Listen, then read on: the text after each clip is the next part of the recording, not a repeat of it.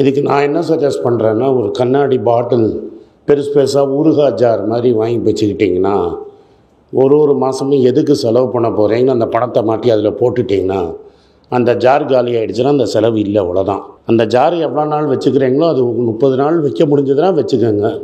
3 நாளில் காலி ஆகிடுச்சுன்னா, இப்போ சினிமாக்குன்னு ஒரு ஜார் போட்டோன்னு வைங்க, அது முதல் 2வது சினிமாலேயே முடிஞ்சிருச்சுன்னா அந்த ஜார் காலி தான், அடுத்த மாதம்தான். ஐபிஎல் மேட்ச் பார்க்கணும், அதுக்கு ஒரு ஜார் வச்சுக்கோங்க. ஒரு டிக்கெட்லேயே செலவு பண்ணிட்டோன்னா போச்சு. Cinema first day first show 2000 ரூபா கொடுத்தீங்கன்னா அதோட க்ளோஸ். ஸோ அது மாதிரி ஜார் வச்சுக்கிட்டிங்கன்னா அது பேர் நாங்கள் ஸ்பெண்டிங் ஜார்ஸ் அப்படின்னு சொல்லுவோம். அடுத்தது ரொம்ப முக்கியமாக நான் சொல்ல வேண்டியது கடன். கடன் அவாய்ட் பண்ணுங்கள் கம்ப்ளீட்டாக. இப்போ வீட்டு வாங்கி வீடை கடன் கொடுத்து வாங்காதீங்கன்னு பல தடவை சொல்லிட்டேன், பல வீடியோவில் இருக்குது, நீங்களே போய் பார்த்துக்கங்க. வீடு வாங்குறது மாதிரி ஒரு முட்டாள்தனம் இந்த உலகத்தில் கிடையாது. இந்தியாவில் வீடு வாங்கினீங்கன்னா உங்களுக்கு பின்னாடி நிச்சயமாக கஷ்டப்படுவீங்க. 60 வயசில் நீங்கள் படுற கஷ்டத்தை பயங்கர கஷ்டம். மண்ணில் போட்டால் பொண்ணில் போட்டதெல்லாம் அந்த காலம். அதெல்லாம் நான் எக்கனாமிக்கில் எக்ஸ்பேண்ட் பண்ணேன்னா ஏன் என்ன ஆச்சு, 2003க்கு முன்னாடி என்ன, 2004க்கு முன்னாடி என்னென்ன எக்ஸ்பிளைன் பண்ணுறதுக்கு 1 மணி நேரம் ஆகும். அது டைம் கிடையாது. பட் 2012க்கு அப்புறம் எவனாவது வீடு வாங்கியிருந்தானா ஏதாவது, ஆனால் இப்போ இந்த கிட்டில் பார்க்கும்போது ஒன்று இடத்துல வீடு பஸ் ஸ்டாண்டை மாற்றினதுனால அங்கே லேண்டு ஏறலாம். பட் அது நீங்கள் ஜோசியம் பார்க்கணும், இந்த இடத்துல பஸ் ஸ்டாண்டு வரும்னு. அந்த ஜோசியத்து மேலெலாம் எனக்கு நம்பிக்கை கிடையாது. ஸோ அது மாதிரி ஒன்றும் நடக்கலைன்னா நீங்கள் 10 லட்ச ரூபாய்க்கு வாங்கியிருந்தீங்கன்னா நீங்கள் 8 லட்ச ரூபாய்க்கு விற்கணும்.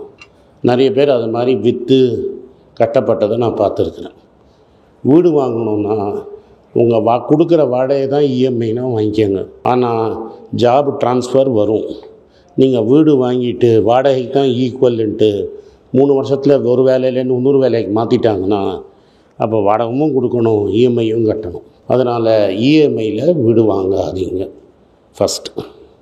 2வது, இந்த கல்யாணத்துக்குன்னு நீங்கள் செலவு பண்ணுறீங்க, தயவு செஞ்சு கல்யாணம் செலவு பண்ணாதீங்க. 2 கல்யாணத்தை பற்றி சொல்லி முடிச்சுக்கிறேன், அதுலேருந்தே உங்களுக்கு தெரியும். ஒரு பெரிய அண்ணன் சின்ன அண்ணன் இருக்கிறான். பெரிய அண்ணன் கிரிக்கெட் டீம்லாம் வச்சுருக்கிறான். நான் பேர் சொல்ல விரும்பலை, ஏன்னா நெகட்டிவாக சொல்கிறேன். பெரிய பெரிய பிளேயரெல்லாம் 10 கோடி 20 கோடி 30 கோடி கொடுத்து ஐபிஎல்லில் அவங்க பசங்கள்லாம் டான்ஸ்லாம் ஆடுவாங்க. நீங்கள் பார்த்துருப்பீங்க. 5 வாட்டி ஐபிஎல் ஜெயிச்சிட்டாரு. இப்போ கேப்டனை மாற்றத்துக்கு 300 ஆளை விலை கொடுத்து வாங்கிட்டார். அவன் கிரிக்கெட் இந்தியாவுக்கு ஆட மாட்டேங்கன்னா அந்த டீமுக்கு ப்ராக்டிஸ் பண்ண ஆரம்பிச்சிட்டான் ஆல்ரெடி. இப்போது இந்தியா கேப்டன் அவருக்கு அடியில் ஆடுன்னு சொல்கிற அளவுக்கு போயிடுச்சு. அது வேறு ஒருத்தர் இருக்கிறார். அவர் அமீன் கானுக்கு 2 கோடி ரூபா கொடுத்து அவரோட பையன் கல்யாணத்தில் எல்லாருக்கும் பரிமாறுறதுக்கு அமீர் கான் ஷாருக் கான்லாம் கூப்பிட்டு வந்தார். அவனுக்கு என்ன போச்சு, அவன் ஆக்டர் தானே. 2 கோடி வாங்கிட்டான், ஒரு 2 ஹவருக்கு பரிமாறினா போயிட்டான்.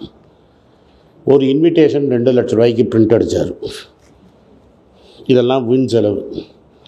இப்போ நான் முன்னாடி ஒருத்தர் சொன்னேன், சிங்கிள் பெட்ரூமில் இருக்கான் ஒரு முட்டா பையன். அந்த முட்டா பையனுக்கு ஒரு தம்பி இருக்கான். நிறைய பேருக்கு அதுமாதிரி ஒரு தம்பி இருக்கான்னே தெரியாது. அவன் பேர் தான் சைலண்ட் டாட்டான்னு போனாங்க. அவன் உட்காந்துன்னு இருக்கிறான், ஷேடோ மாதிரி இருக்கான். அவனுக்கு 3 பசங்க. 3 பசங்களும் டாட்டா கம்பெனியில் தான் வேலை செய்கிறாங்க. அவங்க எந்த இடத்துல வேலை செய்கிறாங்கன்னு டாட்டா கம்பெனிக்காரனுக்கே தெரியாது. அவன் பையனுக்கு கல்யாணம் பண்ணாங்க. பொண்ணு எடுத்த இடம் கூட இன்னொரு பெரிய ஃபேமிலி, கிர்லோஸ்கர்னு ஒரு பெரிய ஃபேமிலி. அவங்களுக்கு கிர்லோஸ்கர் வாடின்னு நார்த் கர்நாடகாவில் பெரிய இடம்லாம் இருக்குது. கல்யாணத்தை ஒரு ஃப்ளாட்டில் வச்சாங்க. வந்தது 10 பேர். 10 பேர். எந்த மீடியா நியூஸும் இல்லை, யாரும் கூத்தாடலை, யாரும் டான்ஸ் ஆடலை. 10 பேர். யார் கரெக்டு யார் புத்திசாலின்னு நீங்கள் முடிவு பண்ணிக்கோங்க. இந்த உலகத்தில் பல பேர் கஷ்டப்பட்டுட்ருக்காங்க. நம்மளோட சொசைட்டியில் எனக்கு இந்த ப்ரெஸ்டீஜ் இருக்கணும்னு காட்டுறதுக்காக இல்லாத பணத்தை கடன் வாங்கி பணத்தை செலவு பண்ணாதீங்க. முக்கால்வாசி நானே கண்ணால் பார்த்துருக்குறேன். 25,000 ரூபா வாங்குகிற பையன் தலையில் 6 லட்ச ரூபா லோனை காட்டி கல்யாணம் பண்ணி ஒரே நாளில் அது போயிடும். அன்றைக்கி சாப்பிட்டவன்லாம் உங்களை பார்த்து வயத்தெரிச்சல் தான் போடுவானே தவிர உங்களை ஆசீர்வாதம்லாம் பண்ண மாட்டான்.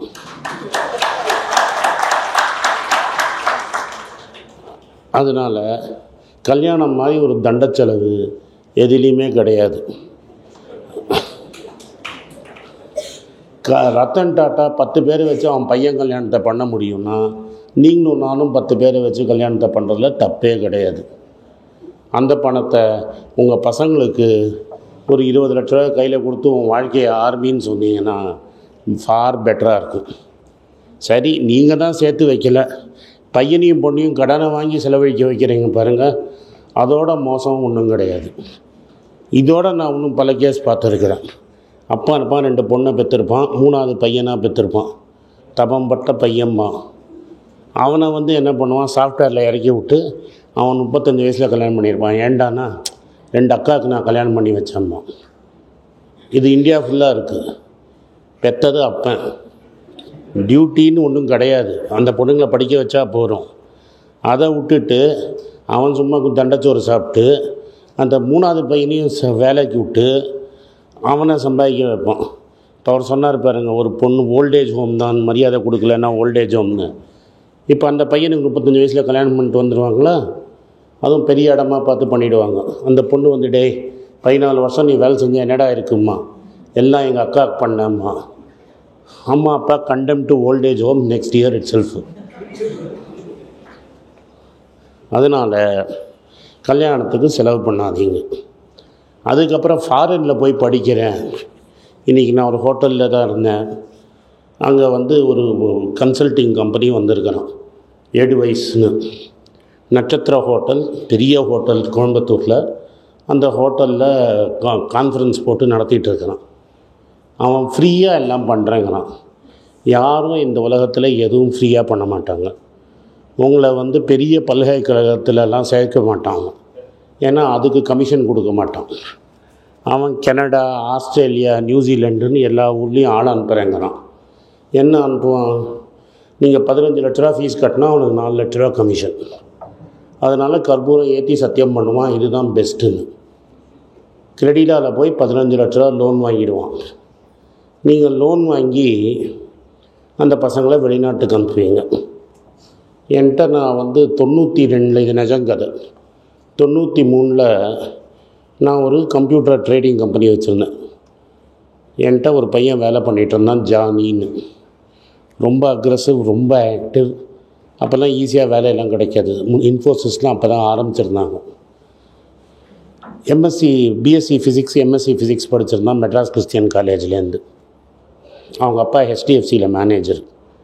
அவன் இந்தியா தான் எல்லா ப்ராப்ளமுக்கும் காரணம், எப்படியாவது நீச்சல் அடித்தாது இந்தியா விட்டு வெளில போகணுன்னு நான் சொல்லி கிள்ளி பார்த்தேன். டே ஜானி, வானாண்டா, இப்போயே உங்கள் அப்பங்காரை வச்சு நீ ஜாலியாக ஓட்டின்னு இருக்கிற, வீடு கில்பேக்கில் பெருசாக இருக்குது, இங்கேயே இரு, எல்லாம் சரியாக போயிடும், கணக்கு கூட்டு கழித்து பார்த்தா கணக்கு சரியாக வரும்னு ராதாரவி சொன்னதை சொன்னேன். கேட்கலை. என்ன பண்ணால் அவங்க அப்பாவோட ஹெச்டிஎஃப்சி ஷேர்லாம் விற்றான். விற்று ஆஸ்திரேலியா போயிட்டான் எம்பிஏ படிக்கிறதுக்கு. எனக்கும் டச்சு விட்டு போயிடுச்சு. இப்போ தான் இன்டர்நெட் வந்துடுச்சுல்ல. ஒரு நாளைக்கு மெசேஜ் அனுப்பிச்சான், sir Anand, I have met you, I use to work for you, remember I mean Sydney அப்படின்னா. உனக்கு ஒரே சந்தோஷம். ஏதோ 25 வயசில் பார்த்த பையன் நீங்கள் 55 வயசில் இருப்பான், அவனை போய் நம்ம பார்க்கலாம். டே, நான் சிட்னி வரேன், ஒரு மாதம் நான் ஆஸ்திரேலியாவில் இருக்கேன், இந்த T20 வேர்ல்ட் கப் போது 3 இடத்துல பேச கூப்பிட்ருக்காங்க, சிட்னியில் உன்னை பார்க்குறேன் அப்படின்ட்டு. சிட்னி சென்டரில் எங்களை வச்சுருந்தாங்க. டாட்டா கம்பெனி கூட்டிகிட்டு போயிருந்தான். டார்லிங் ஹார்பரில் சென்டர் ஆஃப் த சிட்டி உட்காந்து வச்சுருந்தோம். எங்கடா இருக்கன்னு, நீ ஒரு 40 கிலோமீட்டர் தள்ளி வரணும், டாக்ஸி நீ 2 ட்ரெயின் மாறி, ஒரு பஸ்ஸு 2 ட்ரெயின் மாறி வரணும். அதில் இந்த பஸ்ஸு ட்ரெயினெல்லாம் நம்மளால் மாற முடியாது, நான் டாக்ஸியை பிடிச்சிட்டு வந்துடுறேன், நானே கொடுத்துட்றேன்ட்டேன். டாக்ஸியில் போயிட்டேன். நான் அந்த கார்டை போட்டேன். கார்டெலாம் போயிடுச்சு. இன்னும் ஒரு 5,000 ரூபாவோ 10,000 ரூபாவோ எக்ஸ்ட்ரா கொடுக்குற மாதிரி இருந்தது. போட்டால் அந்த கார்டு வந்த இடத்துல சிக்னல் வரல. சரின்னு அவன்கிட்ட ஒரு ஆஸ்திரேலியன் டாலரில் ஒரு $200 கொடுறான்னு. அவன் உடனே அவன் கிரெடிட் கார்டு எடுத்தான். ஏன்டா கிரெடிட் கார்டு எடுக்கிறேன்னு, அதெல்லாம் ஓகே அப்படின்னு போட்டான். சரிடா, உனக்கு நான் ஊருக்கு போய் ட்ரான்ஸ்ஃபர் பண்ணி எங்கள் அம்மா அக்கௌண்ட்டுக்கு ட்ரான்ஸ்ஃபர் பண்ணிவிடுங்க. கேட்டால் வீடு வாங்கிட்டு ஆஸ்திரேலியாவில் சிட்னிலேருந்து 50 கிலோமீட்டர் தள்ளி வீடு வாங்கிட்டு இஎம்ஐ கட்டிகிட்டு இருக்கிறான். ஃபைனான்ஷியல் அட்வைசராக, ஒய்ஃபு ஸ்கூல் டீச்சராக இருக்கான். நான் அதெல்லாம் முடிச்சுட்டு அவன்கிட்ட கேட்டேன், டே ஜானி, ஒழுங்காக கில்பேக்கில் பெரிய வீடு இருக்குது, இன்றைக்கும் அந்த வீடு இருக்குது. ஜாலியாக அப்பா காரை வச்சுன்னு ஓட்டின்னு இருந்தேன். மெட்ராஸில் எங்கே வேணால் போனாலும் 5 கிலோமீட்டர் 10 கிலோமீட்டருக்குள்ளே தான். தேவையில்லாமல் ஏன்டா நீ போய் இது மாதிரி மாட்டிக்கிட்டேன்னு ஆயிடுச்சுடா. இனிமேல் என்ன பண்ண முடியும், வாழ்க்கை முடிஞ்சிருச்சுன்னா. அதனால் நீங்கள் கடன் வாங்கி ஆஸ்திரேலியா, நியூசிலாண்டு, கனடா, இங்கிலாண்டுலாம் அமைச்சிங்கன்னா இது தான் முடியும். அங்கே இருக்கிற யூனிவர்சிட்டிக்கு இது பிஸ்னஸ். நீங்கள் என்ன நினைக்கிறீங்க, பசங்க போய் அங்கே செட்டில் ஆகி முழுமையான எதிர்காலத்தில் இருப்பாங்க. அங்கே முழுமையான எதிர்காலம்லாம் கிடையாது. ஒரு சுந்தர் பிச்சை தான் இருக்க முடியும், ஒரு சத்யன் நடையில் தான் இருக்க முடியும். அவங்கெல்லாம் ஸ்காலர்ஷிப்பில் போய் படித்தாங்க. அவன்லாம் ஸ்டான்ஃபோர்டும் MITலையும் படித்தான். அங்கெல்லாம் படிக்கணுன்னா இந்த மாதிரி கன்சல்டன்ட் மூலமாகலாம் போவானா. ஃபீஸெல்லாம் பணக்காரன் இருந்தால் ஃபீஸு வாங்கிப்பான், நீங்கள் தான் ஃபீஸ் கட்ட வேண்டாம். இப்போ மன்மோகன் சிங் கேம்பிரிட்ஜில் படித்தார், ஆக்ஸ்ஃபோர்டில் படித்தார், அவங்க அப்பாவுக்கு செலவு வைக்கல. மான்டேக் சிங் வாலேவும் அவங்க அப்பாவுக்கு செலவு வைக்கல. ஸோ உங்கள் பசங்களுக்கு திறமை இருந்தால் ஆக்ஸ்ஃபோர்டு, கேம்பிரிட்ஜு, ஹார்வர்டுன்னு அவனே சீட்டு வாங்கிட்டு போவான். நீங்கள் உங்கள் வீட்டை கடன் வச்சு கிரெடிலா மாதிரி கம்பெனியில் கடன் வாங்கி எட்வைஸ் மாதிரி கம்பெனிக்கு கமிஷன் கொடுத்து போக வேண்டாம். இது ஒரு ஃபேஷனில் இருக்குது இன்றைக்கி. பாஷையே தெரியாத ஊரில் போய் செட்டில் ஆகுது, அங்கேருந்து இங்கே பெட்டராக இருக்கும்னு நினச்சிக்கிறது. ஏன்னா நம்ம என்ன பண்ணுவோம்னா $5000 4 லட்சம்னு கணக்கு போட்டுப்போம், 80ஆல் மல்டிப்ளை பண்ணி சந்தோஷப்பட்டுப்போம். ஆனால் நீ செலவும் டாலரில் தான் பண்ணணும். பர்ச்சேசிங் பவர் பேரிட்டின்னு ஒன்று வச்சுருப்போம். இந்த பர்ச்சேசிங் பவர் பேரிட்டியில் என்னென்னா, ஒரு டாலர் வாங்கிறது இது இங்கே 26 ரூபாய்க்கு வாங்கிடலாம். ஸோ நீங்கள் 5000 வாங்குறது 1.25 லட்ச ரூபா சம்பளம். ஸோ நீங்கள் 1.5 லட்ச ரூபா சம்பளம் இங்கே என்ன வாங்குறீங்களோ அவ்வளோதான் அந்த $5000 அமெரிக்காவில்.